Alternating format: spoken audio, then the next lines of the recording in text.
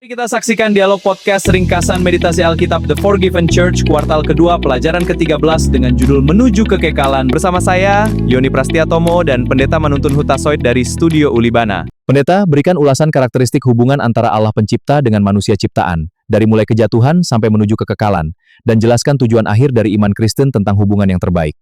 Pertama, hubungan antara tuan dan budak. Kedua, hubungan antara guru dan murid. Ketiga, hubungan antara bapa dan anak, yaitu fase teknon atau anak kecil, dan uios atau anak yang dewasa. Keempat, hubungan antara sahabat dan sahabat. Kelima, hubungan antara kekasih dan kekasih dalam perkawinan, yaitu fase erusin atau tunangan, dan nisuin pernikahan. Nah, tolong jelaskan semua ini, Pendeta. Baik Yoni, setelah kejatuhan, manusia menjadi budak dosa. Setiap orang yang berbuat dosa adalah hamba dosa. Manusia kehilangan citra atau cahaya ilahi yang utuh dan hidup dalam ketakutan. Relasi yang paling mudah dipahami manusia yang jatuh adalah pencipta sebagai tuan, dan manusia sebagai budak atau hamba. Budak fokus pada ketaatan atas perintah, larangan, ketetapan, dan ketentuan. Pendeta, apakah karena itu dalam perjanjian lama banyak tokoh iman disebut hamba Tuhan? Ya benar Yoni, tujuannya bukan menjadikan manusia tetap budak, tetapi mendidik manusia yang liar agar belajar taat. Lalu apa selanjutnya, Pendeta? Sekarang relasi guru dan murid. Setelah belajar taat, manusia mulai belajar mengenal hati Allah. Di sini relasi berubah, pencipta menjadi guru dan manusia menjadi murid. Fokusnya bukan lagi sekedar lakukanlah, melainkan pahamilah. Yesus lebih sering memanggil para pengikutnya murid ketimbang budak atau hamba. Guru tidak hanya memberi perintah. Guru memberi pemahaman, hikmat, karakter, dan visi hidup. Murid mulai mengenal cara berpikir gurunya. Seorang budak tahu apa yang harus dilakukan. Seorang murid tahu mengapa hal itu dilakukan. Wah, menarik ini, Pendeta. Lalu selanjutnya, relasi bapa dan anak. Ini lompatan besar dalam Injil. Melalui Kristus, manusia tidak hanya diampuni, manusia diangkat menjadi anak. Paulus bilang, kamu telah menerima roh yang menjadikan kamu anak Allah. Perjanjian baru memakai dua istilah anak. Teknon, yaitu anak kecil, dan huios, yaitu anak dewasa, anak kecil. Ciri-cirinya, bergantung, belajar berjalan, belum matang, masih membutuhkan banyak pengarahan. Seperti jemaat Korintus, mereka sudah diselamatkan tetapi masih bayi rohani, makanannya susu.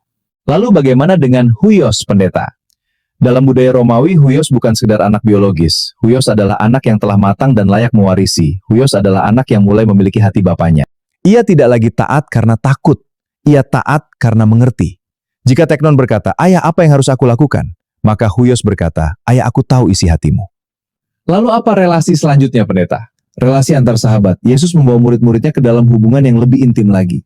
Yesus berkata, aku tidak menyebut kamu lagi hamba. Sebab hamba tidak tahu apa yang diperbuat oleh tuannya, tetapi aku menyebut kamu sahabat, karena aku telah memberitahukan kepada kamu segala sesuatu yang telah kudengar dari Bapakku. Wah, ini luar biasa, Pendeta. Budak menerima perintah, sahabat menerima rahasia, sahabat mendapat akses ke hati Allah. Fokusnya sekarang, kepercayaan, kedekatan, keterbukaan, kebersamaan. Abraham disebut sahabat Allah. Persahabatan berarti tidak ada lagi jarak psikologis. Yang tersisa adalah kasih dan kepercayaan. Bagaimana dengan relasi yang kelima, Pendeta? Ya, relasi antar kekasih. Ini adalah puncak seluruh kisah Alkitab. Alkitab dimulai dengan perkawinan Adam dan Hawa, dan berakhir dengan perkawinan Kristus dan gereja. Yohanes menyaksikan gambaran sukacita yang sangat besar karena hari perkawinan anak domba telah tiba dan pengantinnya telah siap sedia. Dan inilah tujuan akhir dari doa Yesus, yaitu penyatuan. Bagaimana dengan proses perkawinan itu, Pendeta? Ya Yoni, itu dimulai dengan yang disebut erusin, yaitu fase pertunangan. Dalam budaya Yahudi, erusin adalah ikatan resmi. Secara hukum sudah menjadi milik mempelai pria. Namun mereka belum tinggal bersama. Inilah gambaran gereja sekarang. Kristus telah menebus umatnya, harga pengantin sudah dibayar di salib. Tetapi mempelai wanita masih menunggu. Yesus berkata, aku pergi ke situ untuk menyediakan tempat bagimu. Persis seperti mempelai pria Yahudi yang kembali ke rumah bapaknya untuk mempersiapkan tempat tinggal. Wah, saya baru tahu maksud ucapan Yesus itu, Pendeta. Ya Yoni, fase berikutnya adalah nisuin. Nisuin adalah saat mempelai pria datang menjemput mempelai wanita dan hidup bersama selamanya. Inilah gambaran, kedatangan Kristus kedua kali, kebangkitan orang percaya, langit dan bumi baru, tidak ada lagi jarak, tidak ada lagi dosa, tidak ada lagi kematian, tidak ada lagi air mata. Yohanes kekasih Allah mengatakan kemah Tuhan ada di tengah-tengah manusia. Ini bukan sekadar tinggal dekat dengan Tuhan, tapi ini adalah penyatuan dan keintiman, hidup dalam persekutuan sempurna dengan Allah.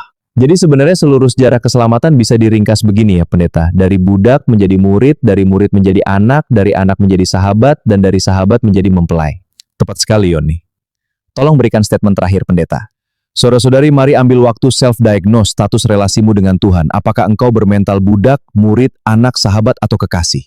Sadarilah, semakin ke arah status yang paling akhir, itulah hubungan yang lebih intim, lebih berkesadaran, dan lebih dekat menuju kekekalan. Yes, sungguh mencerahkan ini, Pendeta. Terima kasih penjelasannya. Untuk memahami semua ini lebih luas dan lebih dalam, mari nikmati live streaming podcast Meditasi Alkitab pada hari Selasa depan, tanggal 23 Juni 2026. Bersama saya Yoni Prastiatomo dan Pendeta Manuntun Hutasoit dari Studio Ulibana. Tuhan memberkati. Your name is